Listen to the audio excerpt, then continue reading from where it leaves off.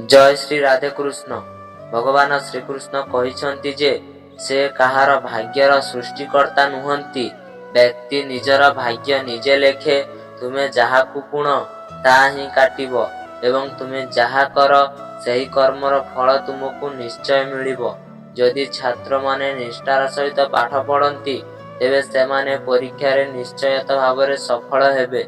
सेहीपरि प्रत्येक व्यक्तिर भाग्य जेतेबेले मात्र परिवर्तन हुए जेतेबेले निज कर्तव्य को सठिक भाव पालन करे। भगवान श्रीकृष्ण कहिसंती जहा किछि घटे से सबु भल पाई हुए एवं केतेक समय रे परिकूल परिस्थिति आम जीवन को सुधरैबा पाई आसे। मन स्वभावत चंचल, यहा एठी सेठी घुरी बुले एवं एकत्रार शत्रु। किंतु जदि केही यहा को नियंत्रण करे तेबे यहा ठारू भल बंधु आउ किछि नाही। सेही पाई मन को एकांत करिबा अत्यंत आवश्यक। ताहा पाई केवल टिकिए प्रयास एवं निरंतर अभ्यास दरकार। भगवान कहिसंती जे तांको पाई केही घृण्य बा प्रिय नुहंती। गरीब और धनीर कोनोसी भेद नाही।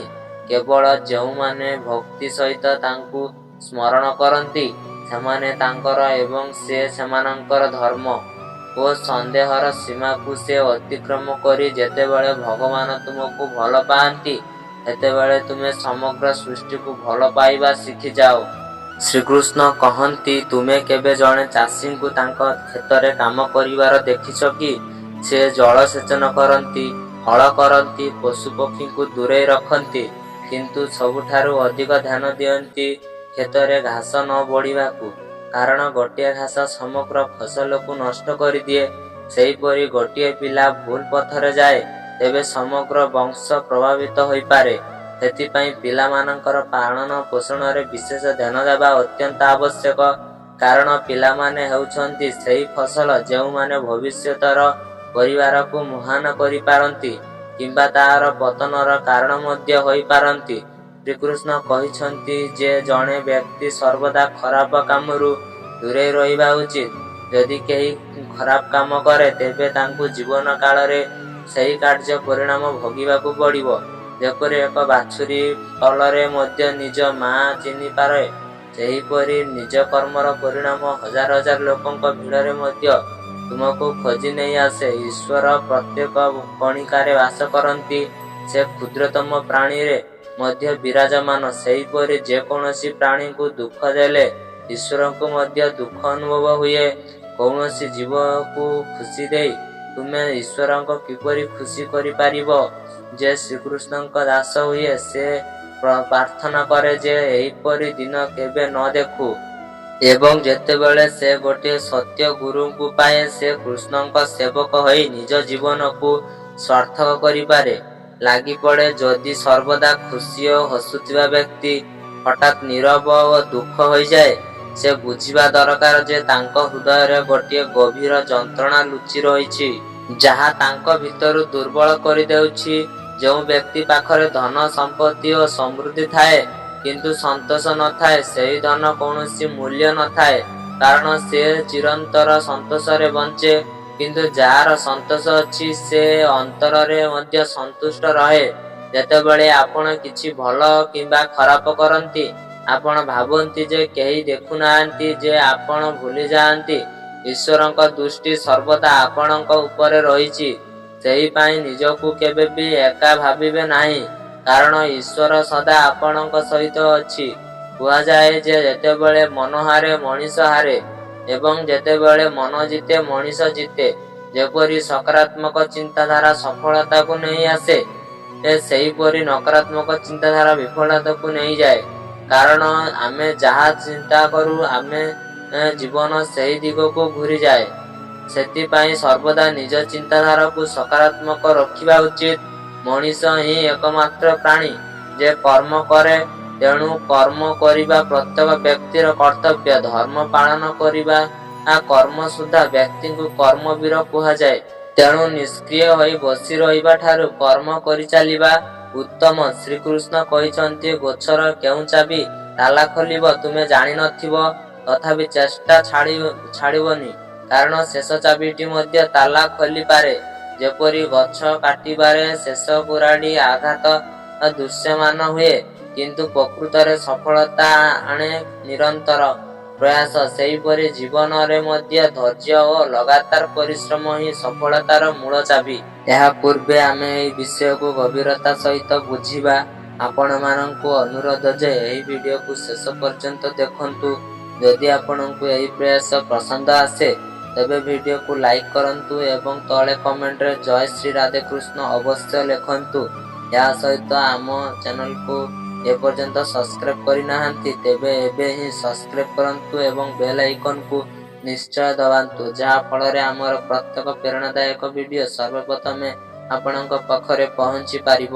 ତେଣୁ ଯେତେବେଳେ ନିରାଶ ଆସେ ସେତେବେଳେ ଦୁଇ ଗୁଣ ଉତ୍ସାହିତ ନିଜ କର୍ତ୍ତବ୍ୟ ପାଳନ କର, କାରଣ ନିରନ୍ତର ପ୍ରବାହିତ ପ୍ରାଣୀ ହିଁ କଠିନ ପଥରକୁ କାଟିପାରେ ଏବଂ ସଫଳତାର ମୂଳ ମନ୍ତ୍ର ହେଉଛି କଠିନ ପରିଶ୍ରମ, ଅବିରତ ପ୍ରୟାସ, ଅଡିକ ଆଶା। ଶ୍ରୀକୃଷ୍ଣ କହିଛନ୍ତି ଯେ ତୁମେ ପୂର୍ଣ୍ଣ ଧୈର୍ଯ୍ୟଙ୍କ ଈଶ୍ୱରଙ୍କ ଠାରେ ଦୃଢ଼ ବିଶ୍ୱାସ ସହିତ ତୁମର ଜୀବନ ବଞ୍ଚିବା ଉଚିତ। ଲୋକମାନେ ପ୍ରାୟ ସତ୍ୟ କହିବାକୁ ଏଡ଼େଇ ଯାଆନ୍ତି କିମ୍ବା ସତ୍ୟକୁ ନେଇ ଭୟ କରନ୍ତି, କିନ୍ତୁ ସତ୍ୟକୁ କେବେ ଲୁଚେଇ ରଖି ଯାଇପାରିବ ନାହିଁ ଓ ଏହାକୁ କେବେ ଲିଭେଇ ଦିଆଯାଇ ପାରିବ ନାହିଁ। ଆମେ ଯେତେ ଲୁଚେଇବାକୁ ଚେଷ୍ଟା କଲେ ମଧ୍ୟ ସତ୍ୟ ନିଶ୍ଚୟ ପ୍ରକାଶ ପାଏ। ତେଣୁ ସତ୍ୟ ଉପରେ ଆଧାରିତ କଥା କହିବା କିମ୍ବା ସତ୍ୟରେ ବିଶ୍ୱାସ କରିବା କେବେ ବନ୍ଦ କରିବା ଉଚିତ ନୁହେଁ। ଲୋକମାନେ ନିଜ ଶରୀରକୁ ସୌନ୍ଦର୍ଯ୍ୟ କରିବାରେ ବ୍ୟସ୍ତ ରୁହନ୍ତି, କିନ୍ତୁ ଆତ୍ମାର ସୌନ୍ଦର୍ଯ୍ୟ ଭକ୍ତି ସୌନ୍ଦର୍ଯ୍ୟଠାରୁ କେତେ ଗୁଣ ଅଧିକ ମୂଲ୍ୟବାନ। ଶରୀରର ମରଣଶୀଳ, ଏହା ମାଟିରେ ତିଆରି ଏବଂ ଶେଷରେ ମାଟିରେ ଫେରିଯାଏ, କିନ୍ତୁ ଆତ୍ମା ଆମର। ସେହିପାଇଁ ଆତ୍ମ ସୌନ୍ଦର୍ଯ୍ୟ ଉପରେ ଧ୍ୟାନ ଦେଇ ଆବଶ୍ୟକ, କାରଣ ଆତ୍ମାର ସୌନ୍ଦର୍ଯ୍ୟ ଈଶ୍ୱରଙ୍କ ସ୍ମରଣ ଏବଂ ତାଙ୍କର ଭକ୍ତିର ଲୀନ ରହିବା ଦ୍ୱାରା ପ୍ରାପ୍ତ ହୁଏ। ବହୁତ ଦିନ ପରେ ଏକ ନଦୀ କୂଳରେ ଏକ ଶିବ ମନ୍ଦିର ଥିଲା, ଯେଉଁଠାରେ ଏକ ପୁରୋହିତ ଏବଂ ଜଣେ ଚୋର ନିଜ ନିଜ ବିଶ୍ୱାସରେ ପ୍ରତିଦିନ ଆସୁଥିଲେ। ପୁରୋହିତ ଫଳ, ଫୁଲ ଓ ଚନ୍ଦନ ନେଇ ଭଗବାନ ଶିବଙ୍କୁ ଭକ୍ତି ସହିତ ପୂଜା କରୁଥିଲେ। ଯେତେବେଳେ ଚୋର ପ୍ରତିଦିନ ଭଗବାନଙ୍କୁ ନିଜ ଭାଗ୍ୟକୁ ଅଭିଶାପ ଦେଉଥିଲା, ଗୋଟିଏ ଦିନେ ଦୁହେଁ ଏକାଠି ମନ୍ଦିର ଛାଡ଼ି ଚାଲିଗଲା। ସେହି ସମୟରେ ଚୋର ଏକ ସୁନା ମୁଦ୍ରାରେ ପୂର୍ଣ୍ଣ ବ୍ୟାଗ ପାଇଲା ଓ ପୁରୋହିତଙ୍କ ପାଦରେ ଏକ କଣ୍ଟା ବିଦ୍ଧ ହୋଇଗଲା। ଚୋର ଧନ ପାଇଁ ବହୁତ ଖୁସି ହେଲେ। ଯେତେବେଳେ ପୁରୋହିତ ଭୟଙ୍କର ଯନ୍ତ୍ରଣାରେ ଥିଲେ, କିନ୍ତୁ ପୁରୋହିତଙ୍କୁ ଶାରୀରିକ ଯନ୍ତ୍ରଣା ଠାରୁ ଅଧିକ କଷ୍ଟ ଦେଉଥିଲେ ଏହି କଥା ଯେ ତାଙ୍କ ପ୍ରାର୍ଥନା ସତ ଯେ ଭଗବାନ ତାଙ୍କୁ ଯନ୍ତ୍ରଣା ଦେଲେ। ଯେତେବେଳେ ଚୋର ଦୁଷ୍କର୍ମ କରି ଧନ ପାଇଲା, ଏହି ବେଳେ ଏକ ମନ୍ଦିରରୁ ଏକ ସ୍ୱର ଆସିଲା, ହେ ପଣ୍ଡିତ, ଆଜି ତୁମ ଉପରେ ଏକ ବଡ଼ ଦୁଃଖ ଆସିବାକୁ ଯାଇଥିଲା, କିନ୍ତୁ ତୁମ ପୂର୍ବ କର୍ମ ଫଳରେ ତୁମେ କେବଳ ଏକ କଣ୍ଟାର ଯନ୍ତ୍ରଣାରେ ରକ୍ଷା ପାଇଗଲ। ଏହି ଚୋର ବଡ଼ ଧନ ଲାଭ କରିବାକୁ ଦଣ୍ଡ ପାଇବାକୁ ଥିଲା, କିନ୍ତୁ ତାର ଖରାପ କର୍ମ କାରଣରୁ ସେ କେବଳ କିଛି ମୁଦ୍ରା ପାତ୍ର ପାଇଲା। ବନ୍ଧୁଗଣ, ଜଣେ ବ୍ୟକ୍ତିର ଭବିଷ୍ୟତ ଓ ଭାଗ୍ୟ ତାଙ୍କର କର୍ମ ଦ୍ୱାରା ନିର୍ଣ୍ଣୟ ହୁଏ। ତେଣୁ ସର୍ବଦା ଭଲ କାମରେ ବିଶ୍ୱାସ ରଖିବା ଉଚିତ। ଅଜ୍ଞ ବ୍ୟକ୍ତି ପ୍ରାୟତଃ ଏହି ଭୁଲ ଧାରଣା ରଖେ ଯେ ସେ ସବୁ କାମ କରୁଛି, ଯାହା ଅହଙ୍କାରରୁ ଜନ୍ମ ଦିଏ। କିନ୍ତୁ ପ୍ରକୃତ ସତ୍ୟ ହେଉଛି ଏହି ବ୍ରହ୍ମାଣ୍ଡରେ ଯାହା କିଛି ଘଟେ ସେ ସବୁ ଈଶ୍ୱରଙ୍କ ଇଚ୍ଛାରେ ହୁଏ ଏବଂ ଅଜ୍ଞାନରୁ ଜନ୍ମ ନେଉଥିବା ଅହଙ୍କାର ଅବଶ୍ୟ ଜଣେ ବ୍ୟକ୍ତିଙ୍କ ପତନ କାରଣ ହୁଏ। ଆମର କ୍ରୋଧ ଓ ରାଗରେ ଆମେ ପ୍ରାୟତଃ ସେମାନଙ୍କ ସହିତ ନିଜ ସମ୍ପର୍କକୁ ନଷ୍ଟ କରିଦେଉ, ଯେଉଁମାନେ ଆମର ଅତ୍ୟନ୍ତ ଆପଣା, ଯେଉଁମାନେ ଅତ୍ୟନ୍ତ କାରଣ ହେଉଛି ଆମେ ଭାବିଥାଉ ଯେ ସେମାନେ ଆମର ନିଜର ଓ ଆମେ ଚାହିଁଲେ ପୁଣି ସେମାନଙ୍କୁ ସନ୍ତୁଷ୍ଟ କରିପାରିବା। କିନ୍ତୁ ମନେ ରଖିବା ଉଚିତ ଯେ ଏହା ସବୁବେଳେ ସମ୍ଭବ ନୁହେଁ। କୂଳ ସମୁଦ୍ରର ଉଛୁଳା ତରଙ୍ଗକୁ ସହଙ୍ଗ କରେ, କିନ୍ତୁ ଯଦି କୂଳ ନିଜେ ଭାଙ୍ଗିଯାଏ ସମଗ୍ର ପ୍ରଣାଳୀ ବିଖଣ୍ଡିତ ହୋଇଯାଏ। ଆମ ସମ୍ପର୍କ କ୍ଷୀର ପରି, କ୍ଷୀରକୁ ଗରମ କରି ଫୁଟେଇ ହେବ, କିନ୍ତୁ ଯଦି ଏହା ଖଟା ହୋଇଯାଏ ତେବେ ସେଠାରୁ ଘିଅ ହୋଇପାରେ ନାହିଁ। ତୁମେ ଯେତେ ଦହି କ୍ଷୀରକୁ ଛାଣିବାକୁ ଚେଷ୍ଟା କର, ସେଥିରୁ ବଟର ବାହାର କରିପାରିବ ନାହିଁ। ସେହିପରି ସମ୍ପର୍କକୁ ସଦା ସତର୍କତା ଓ ସମ୍ବନ୍ଧତାଶୀଳତା ପାଳନ କରିବା ଆବଶ୍ୟକ। ଭଗବାନ ଶ୍ରୀକୃଷ୍ଣ କହିଛନ୍ତି ଯେ ଯେଉଁ ବ୍ୟକ୍ତି ଅହଙ୍କାର ଗର୍ବରେ ଓ ଭାରାକ୍ରାନ୍ତ ହୋଇଯାଏ ସେ ପଥର ପରି ହୋଇଯାଏ, ଯାହା ଓଜନ ଦ୍ୱାରା ହେଲେ ମଧ୍ୟ ସେ ନଦୀର ବୁଡ଼ିଯାଏ ଏବଂ ନିଜ ଅଶ୍ୱତି ହରାଇ ଦିଏ। ଯଦି ଲକ୍ଷ୍ୟ ସୁଖ କିମ୍ବା ସଫଳତା ପାଇବାରେ ଲାଗୁଛି ଏବଂ ଅପେକ୍ଷା ନେଉଛି, ତେବେ ସମ୍ଭବତଃ ତୁମେ ଆଶା କରିବା ଠାରୁ ଅଧିକ ପାଇବାକୁ ଚାହୁଁଛ।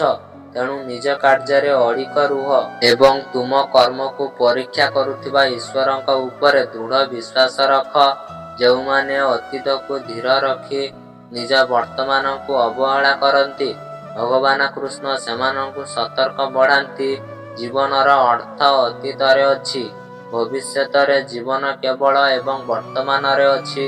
ତେଣୁ ବର୍ତ୍ତମାନକୁ ସଚେତନ ଭାବରେ ବଞ୍ଚିବା ଓ ଉପଭୋଗ କରିବା ଆବଶ୍ୟକ। ଭଗବାନ କୃଷ୍ଣ କହୁଛନ୍ତି, ଯେଉଁ ବନ୍ଧୁ କିମ୍ବା ସାଥୀରେ ସାଥ ଜଣେ ବ୍ୟକ୍ତିର ବ୍ୟକ୍ତି ବଢ଼ିବାରେ ସବୁଠାରୁ ଗୁରୁତ୍ୱପୂର୍ଣ୍ଣ ଦେଖିବାକୁ ଲାଗେ, ସେ ମଣିଷ ନିଜ ବ୍ୟକ୍ତିତ୍ୱ ପାଇଁ ନିଜେ ଦାୟୀ, କିନ୍ତୁ ସାଥୀଙ୍କ ପ୍ରଭାବରେ ସେ ଅଜଣାରେ ମଧ୍ୟ ହୋଇଯାଏ। ଧରନ୍ତୁ ଗୋଟିଏ ପାତ୍ର ପାଣି, ଅନ୍ୟ ଗୋଟିଏରେ କ୍ଷୀର ଏବଂ ଦ୍ୱିତୀୟରେ ମଇଳା କାଦୁଅ ଅଛି। ପାଣିକୁ ଯଦି କ୍ଷୀର ସହିତ ମିଶାଯାଏ ସେ କ୍ଷୀର ହୋଇଯାଏ ଏବଂ କାଦୁଅ ସହିତ ମିଶାଇଲେ ସେ କାଦୁଅ ହୋଇଯାଏ। ପାଣି ଅଲଗା ରହିପାରେ ନାହିଁ। ମାନ୍ୟବର ଜୀବନରେ ମଧ୍ୟ ଏହିପରି ଘଟେ। ପୁଣ୍ୟହୀନ ବ୍ୟକ୍ତି ଯଦି ଶକୁନିଙ୍କ ସହିତ ରହେ ସେ ସମ୍ମାନ ପାଏ। ଶକୁନି ବ୍ୟକ୍ତି ଯଦି ଦୁଷ୍ଟ ପଡ଼େ ସେ ଅସମ୍ମାନର ସମ୍ମୁଖୀନ ହୁଏ। ତେଣୁ ଜୀବନରେ ସଦା ସତର୍କତା, ବିଚାର ଓ ବୁଦ୍ଧିମତ୍ତା ସହିତ ନିଜ ସାଥ ବାଛିବା ଅତ୍ୟନ୍ତ ଆବଶ୍ୟକ। ଏଇଠି ଆମେ ଆଜିର ପ୍ରୟାସ ଶେଷ କରୁଛୁ। ଚ୍ୟାନେଲକୁ ଯିଏ ନୂଆ ହେଇଛ ଚ୍ୟାନେଲକୁ ସବସ୍କ୍ରାଇବ୍ କରନ୍ତୁ ଏବଂ ବେଲ୍ ଆଇକନକୁ ନିଶ୍ଚୟ ଦବାନ୍ତୁ, ଯାହା ଫଳରେ ଆମର ପ୍ରତ୍ୟେକ ପ୍ରେରଣାଦାୟକ ଭିଡ଼ିଓ ସର୍ବପ୍ରଥମେ ଆପଣଙ୍କ